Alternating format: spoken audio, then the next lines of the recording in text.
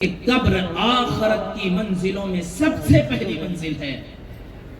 اس منزل میں اگر کوئی کامیاب ہو گیا تو آگے کی منزلیں اس کے لیے آسان ہوں گی۔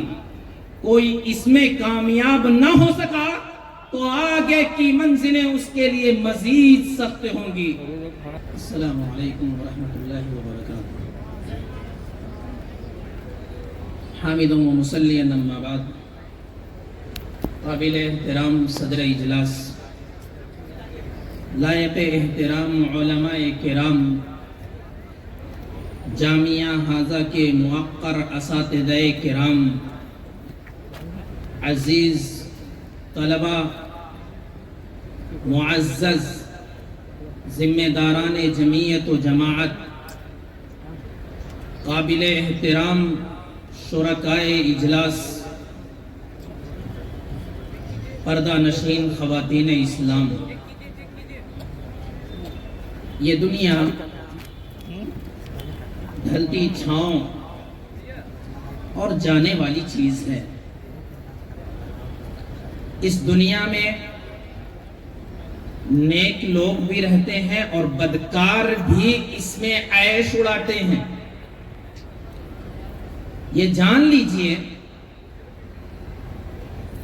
کہ اللہ تبارک و تعالی کسی کو کم عمر دے یا کسی کی عمر کتنی ہی لمبی کیوں نہ کر دے، اللہ جب چاہے گا، جس وقت چاہے گا، اچانک دبوچ لے گا۔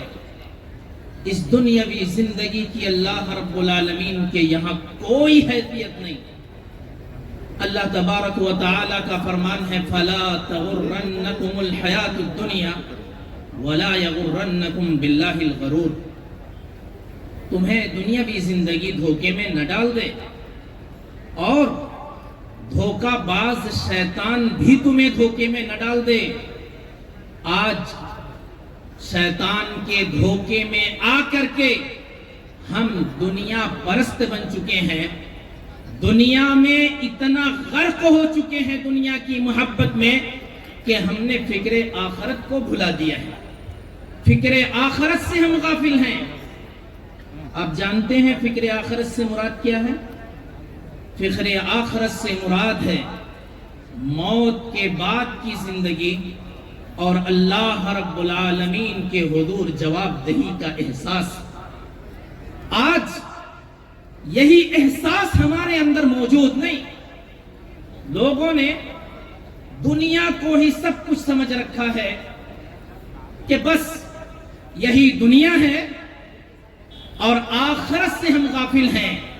فکر آخرت سے ہم نے فکر آخرت کو بھلا دیا ہے۔ موت کو ہم یاد کرتے ہیں تو بہت کم یاد کرتے ہیں، جبکہ اللہ تبارک و تعالی کا فرمان ہے کل نفس ذائقۃ الموت، ہر نفس کو موت کا مزہ چکھنا ہے۔ موت کا کڑوا گھونٹ ہر کوئی پی کر رہے گا، یاد رکھیے۔ اور یہ موت، اسی موت سے سفر آخرت کا آغاز ہو جاتا ہے۔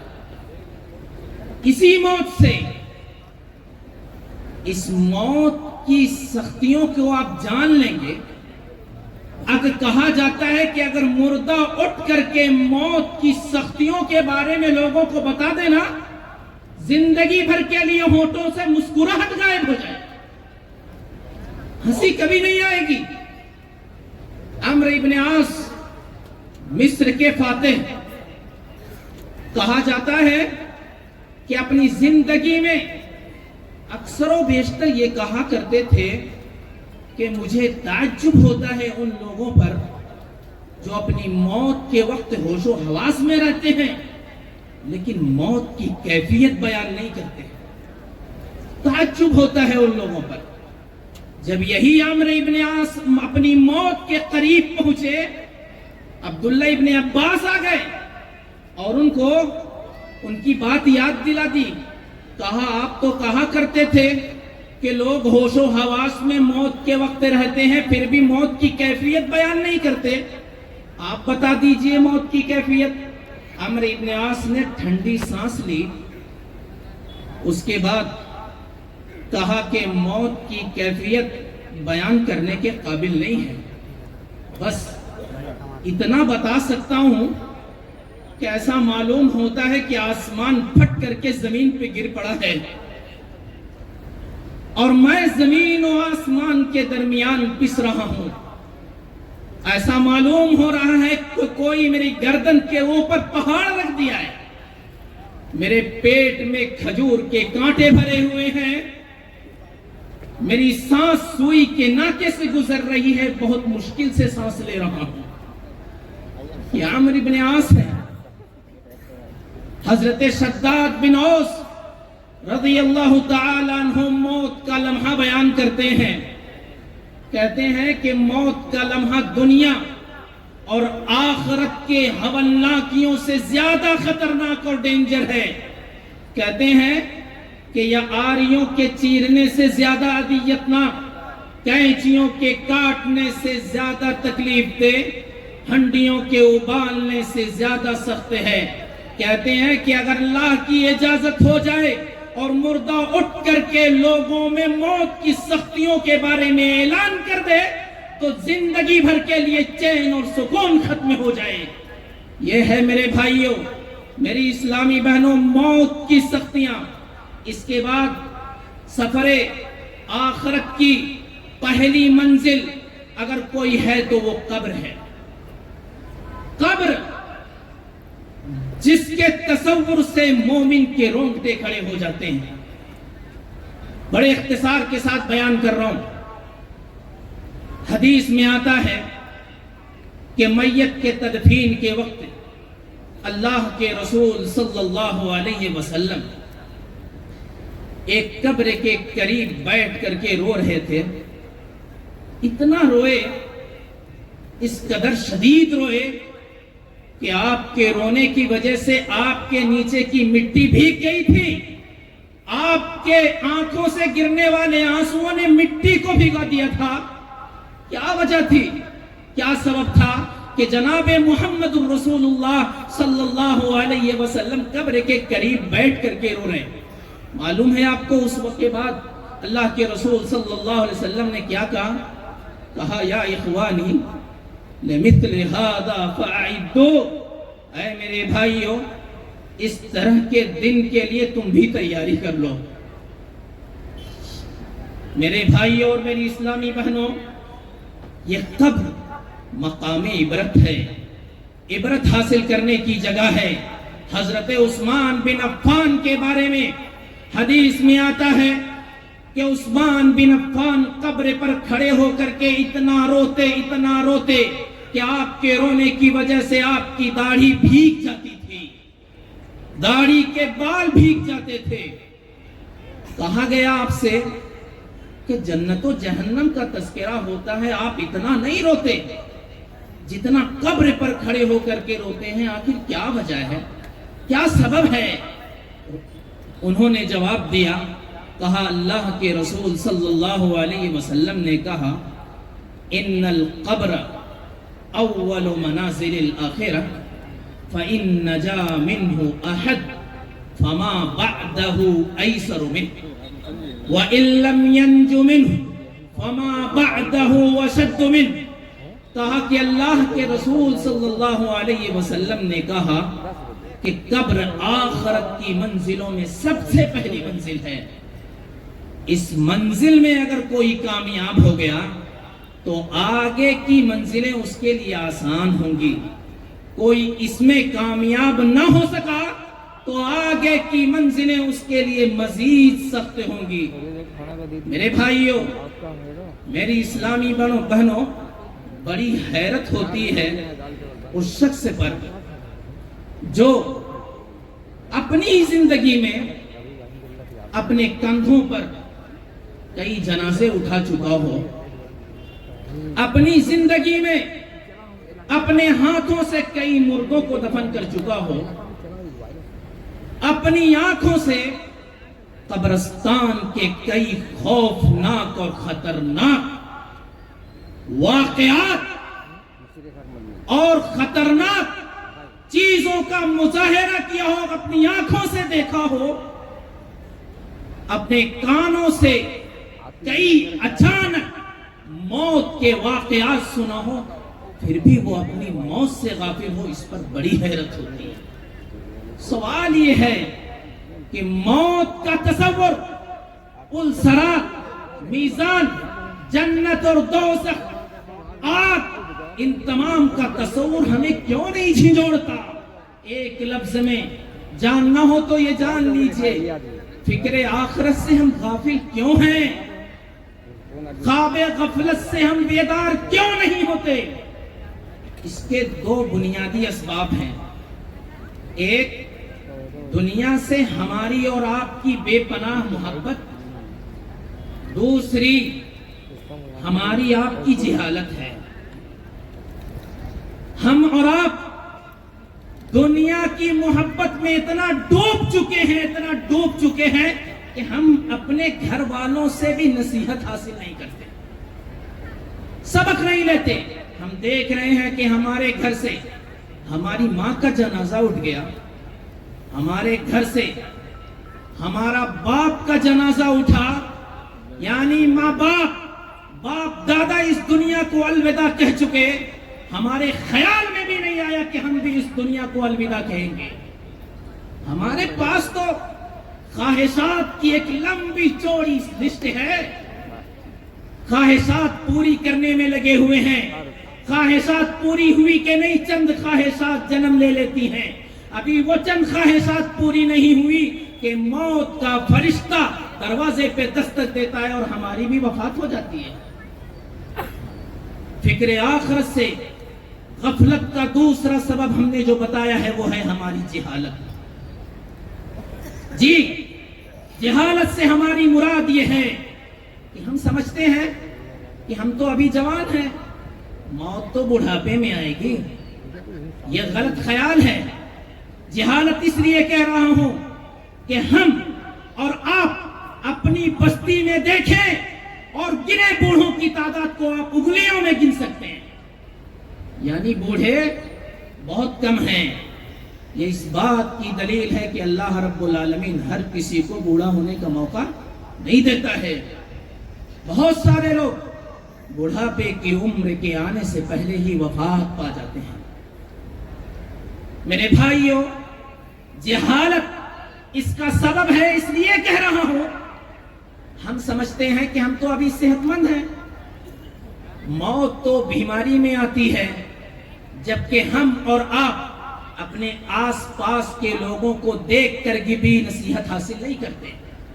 ہم دیکھ رہے ہیں اور دیکھ چکے ہیں کہ بہت سارے لوگ صحت مند ہونے کے باوجود اچانک اس دنیا کو انہوں نے الوداع کہہ دیا۔ کیا ان کی طرح سے ہماری اور آپ کی موت اچانک نہیں آ سکتی ہے؟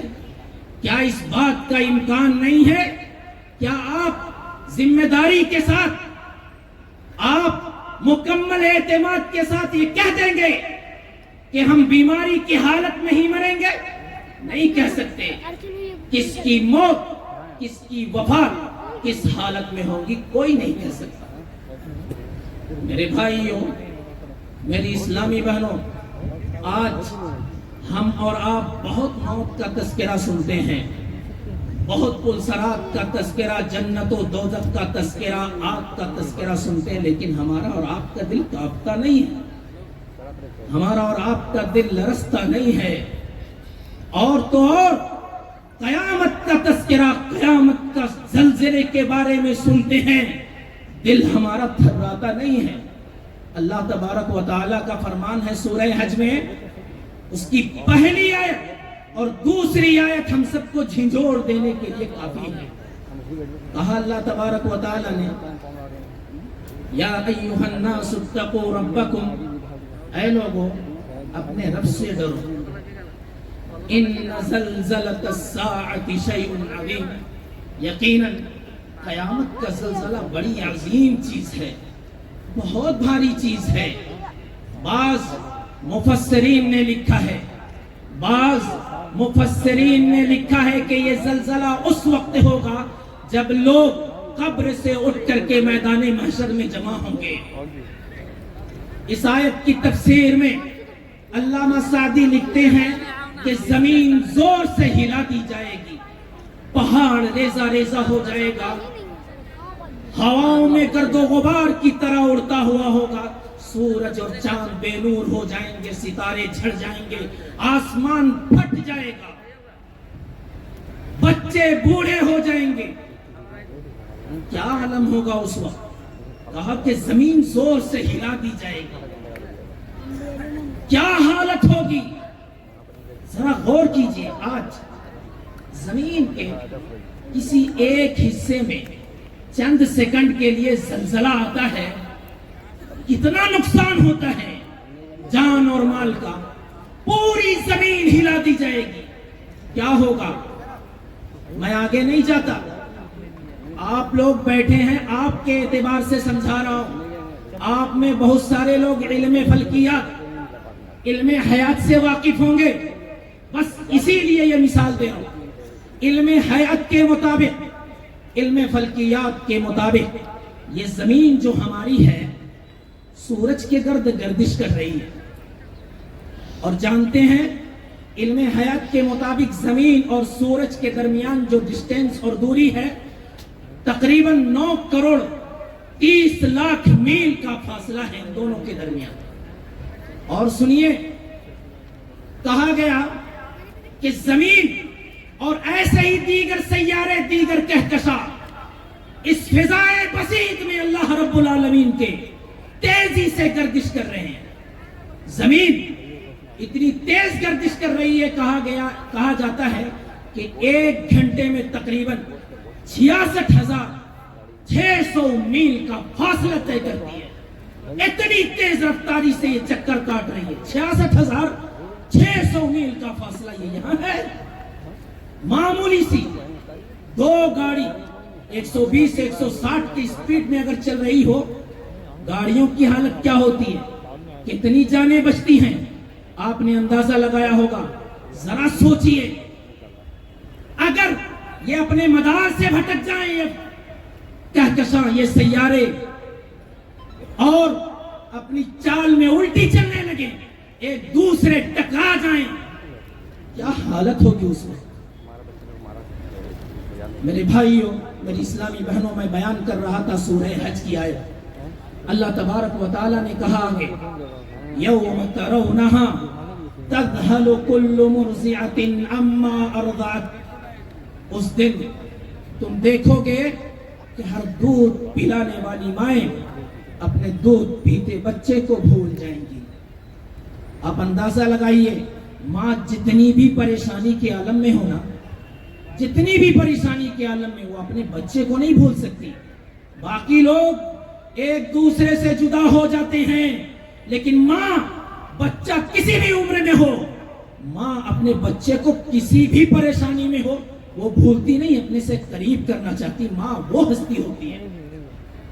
دہشت، وحشت، گھبراہٹ کا عالم دیکھیے، اللہ رب العالمین نے ماں کی مثال دی ہے، ماں کے ممتا کی، اور وہ بھی دودھ پلانے والے بچے اور دودھ پلانے والی ماں کی مثال۔ کہا وہ دن ایسا ہوگا کہ دودھ پلانے والی ماں اپنے دودھ پیتے بچے کو بھول جائے گی، جس کو اپنے سے زیادہ قریب کر دیا۔ ایسے حالت میں ماں اپنے بچے سے مزید محبت کرتی ہے۔ جب بچہ دودھ پیتا ہے تو اس وقت گھبراہٹ ایسی طاری ہوگی کہ ماں اپنے بچے کو بھول جائے گی۔ اللہ نے کہا وَتَضَعُ كُلُّ ذَاتِ حَمْلٍ حَمْلَهَا وَتَرَى النَّاسَ سُكَارَىٰ، اس دن حمل والیوں کے حمل ساقط ہو جائیں گے، اور تو دیکھے گا کہ لوگ مدہوش ہوں گے شراب پی کر کے۔ نہیں، وحشت، دہشت، گھبراہٹ اس قدر طاری ہوگی، ایسا ہولناک منظر ہوگا کہ لوگ مدہوش ہوں گے۔ اللہ نے کہا وما ہم بسکارى، یہ مدہوش نہیں ہوں گے، ولکن عذاب اللہ شدید، لیکن اللہ کا عذاب سخت ہے۔ اللہ کا عذاب ہی اتنا بھاری ہوگا کہ لوگ مدہوش نظر آئیں گے۔ آج ہماری حالت یہ ہے کہ ہم، آپ حقوق العباد میں کوتاہی کر رہے ہیں، حقوق اللہ میں کوتاہی، گناہوں میں ڈوبے ہوئے ہیں۔ کبھی تصور اور خیال میں آیا ہے کہ آخرت کی منزلوں میں آخری منزل کیا ہے؟ کبھی ہم نے سوچا ہے یا تو جنت یا دوزخ؟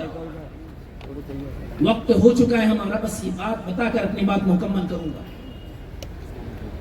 کیا آپ گارنٹی کے ساتھ کہہ سکتے ہیں کہ آپ جنت میں داخل ہوں گے؟ آپ سب کے سب نہیں کہہ سکتے۔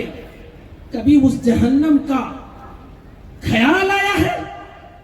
میرے بھائیوں، ہم اور آپ اپنی بات کیا کریں گے؟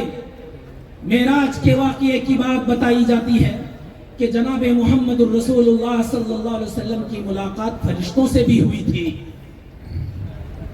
حضرت جبریل سے مل کر کے اللہ کے رسول صلی اللہ علیہ وسلم نے اس وقت جبریل امین سے کہا، کیا بات ہے کہ میں نے میکائیل کو کبھی ہنستے ہوئے نہیں دیکھا، میکائیل کو کبھی ہنستے ہوئے نہیں دیکھا۔